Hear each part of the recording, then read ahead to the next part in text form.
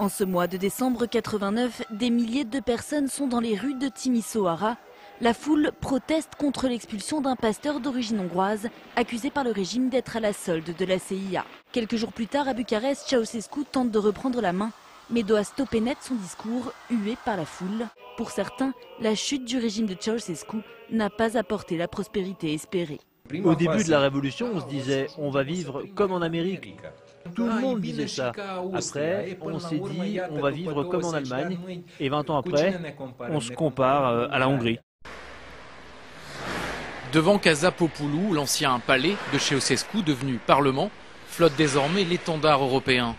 Fini le communisme, fini Ceausescu. J'espère que l'Europe va amener de bonnes choses. Cette ancienne fonctionnaire ne peut pas vivre avec sa retraite de 100 € par mois. La transition entre les deux époques n'a pas été simple. Ils sont peut-être 2 ou 3 millions de Roumains à être partis dans l'espace Schengen depuis la suppression des visas en 2002. Là-bas, on gagne vite plus que les 300 € de salaire moyen. À Marseille, la demande a été faite par le maire Jean-Claude Gaudin. Le tribunal l'a approuvé. Une centaine de Roms a été expulsée. Vous allez aller regardez, et toi, combien la police en a ici? Les Romains, maintenant, il dit qu'il y en a des louchiens. Daoud est parti en Roumanie. C'est qui du travail avec un Roumanie. C'est qui de manger avec un Roumanie. En Roumanie, ça fait 150 € par mois de travail. Puis pour l'électricité, puis pour de l'eau, puis pour la maison. En France, la polémique du jour, c'est ce démantèlement d'un camp de Roms en région parisienne.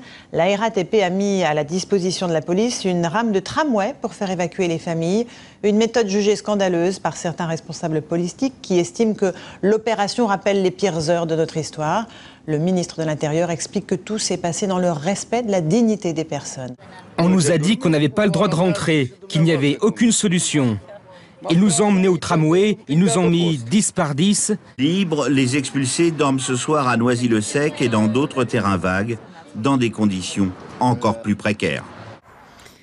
Les discussions ont visiblement été longues aujourd'hui à Bruxelles. La Commission européenne se penchait sur la politique du gouvernement français à l'égard des Roms, avec, vous le savez, la menace de poursuite contre la France à la clé. Finalement, il n'y aura pas de poursuite pour discrimination. Bonsoir Marie Croxel, vous êtes notre correspondante à Bruxelles. Bonsoir. La France s'en sort plutôt bien, Marie. Et la France a au moins une bonne raison de souffler ce soir, puisqu'elle échappe au scénario le plus humiliant, celui d'une procédure d'infraction pour discrimination. Et j'en viens au dossier des Roms qui suscite encore bien des réactions, et par exemple celle hier du Parlement européen qui a demandé à la France de suspendre immédiatement les expulsions. Le ministre de l'immigration Éric Besson, qui se trouvait en Roumanie, a voulu temporiser. Il a demandé à Bucarest un plan d'urgence pour améliorer l'intégration des minorités sur le territoire, car dans ce domaine il reste beaucoup à faire. La route goudronnée s'arrête juste à l'entrée de ce quartier rom de Bucarest. Des conditions de vie dignes du Moyen-Âge.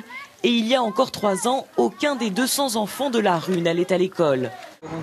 À peine un Rom sur 4 a officiellement un emploi, alors que le taux de chômage est de 7% en Roumanie. Moi, j'ai bien voulu embaucher des Roms, mais pour eux, le travail n'a pas la même connotation sociale que pour nous. Il y a de grandes différences culturelles. On leur apprend souvent à valoriser davantage les activités illégales plutôt qu'un contrat de travail légal. Si ce patron compte 3 Roms parmi ses 40 salariés, d'autres chefs d'entreprise nous le disent hors caméra, ils refusent toujours d'embaucher des Roms. Ici, il faudra certainement beaucoup de temps pour changer les mentalités.